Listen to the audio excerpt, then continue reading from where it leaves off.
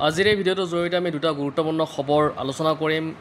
প্ৰথম খবৰটো দুৰ্গা পূজাৰ বাবে 20% বোনাছৰ সম্পৰ্কত খবৰ এটা, আৰু দ্বিতীয় খবৰটো হৈছে শিক্ষা ক্ষেত্ৰৰ সন্দৰ্ভত শিক্ষকসকলত জড়িত আন এটা খবৰ। আমি দুটা খবৰেই চাম। প্ৰথমতে আমি দুৰ্গা পূজাৰ পূৰ্বে পাব 20% বোনাছ, বৃদ্ধি হ'ব চাহ শ্ৰমিকৰ মজুৰি।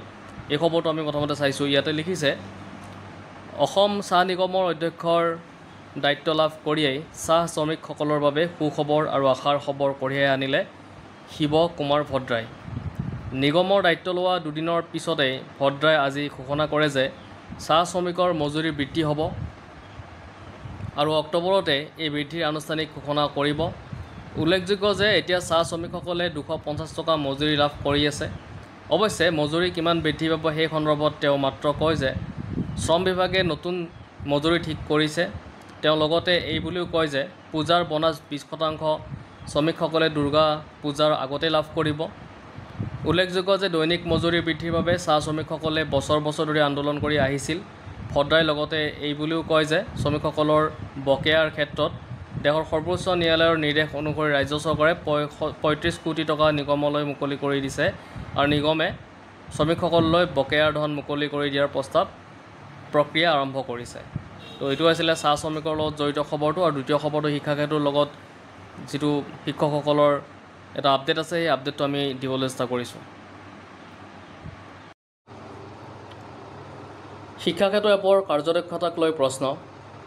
25,344 শিক্ষকৰ অকৰ্তৃত্বশীল উপস্থিতিৰ তথ্য বিভ্ৰাট।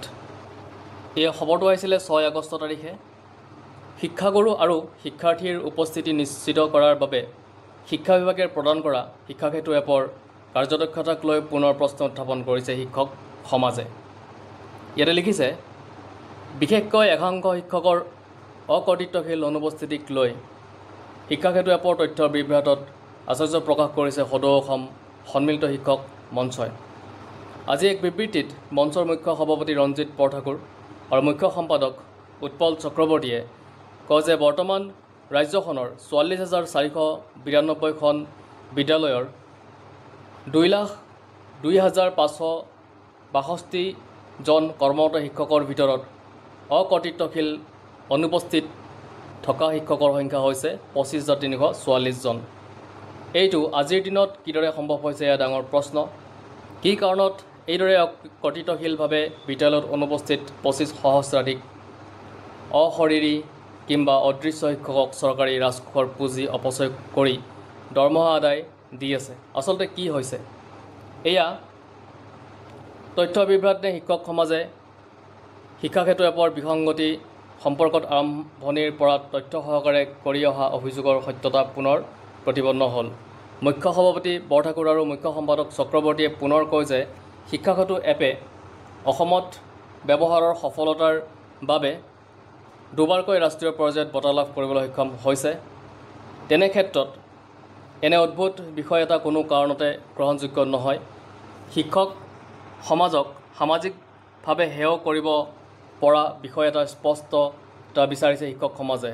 যদি নিয়মীয়াকৈ উপস্থিতি দি থকা স্বত্তেও এপত উপস্থিতি দেখুওৱা নাই, তেন্তে শিক্ষক সমাজৰ অভিযোগ স্বীকাৰ কৰি শিক্ষাক্ষেত্ৰৰ ব্যৱহাৰৰ ক্ষেত্ৰত কিছু বিসংগতি সম্পৰ্কত শিক্ষক সমাজৰ ধাৰাবাহিক অভিযোগৰ পৰিপ্ৰেক্ষিতত বিষয়টো অৱসানৰ বাবে মুখ্যমন্ত্ৰীয়ে আখুৱা অভিযোগ আৰু পৰামৰ্শ গ্ৰহণ কৰি তাৰ নিৰাময় কৰিবলৈ বিদ্যালয় শিক্ষা বিভাগৰ দ্বাৰা এক নিৰ্দেশ মৰ্মে গুৱাহাটী ITIৰ অধ্যাপক পৰমেশ্বৰ কে আয়াৰ, গুৱাহাটী ITIৰ অধ্যাপক ডক্টৰ হিতেন চৌধুৰী আৰু প্ৰাথমিক শিক্ষা বিভাগৰ সঞ্চালকক সদস্য সচিব হিচাপে লৈ এখন 4জনীয়া সমিতি গঠন কৰি দিছিল।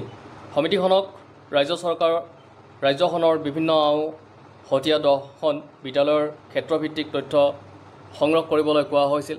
ইয়াৰ প্ৰতিবেদন যোৱা বছৰৰ ছেপ্টেম্বৰ মাহত ৰাজহুৱা কৰাৰ কথা ঘোষণা কৰিছিল যদিও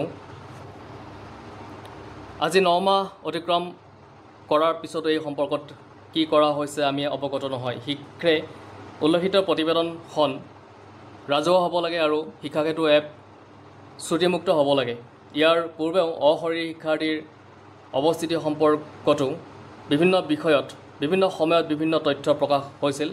তেওঁলোকে কয় শিক্ষাক্ষেত্ৰ এপ বিসংগতিমুক্ত হওক আৰু শিক্ষক শিক্ষাৰ্থী আৰু শিক্ষা অনুষ্ঠানৰ প্ৰকৃত তথ্য আহৰণ কৰি নতুন বাস্তৱমুখী আৰু প্ৰায়োগিক আঁচনিৰে ৰাজ্যখন শিক্ষাখণ্ডৰ বিদ্যায়তনিক পৰিৱেশ উন্নত হওক।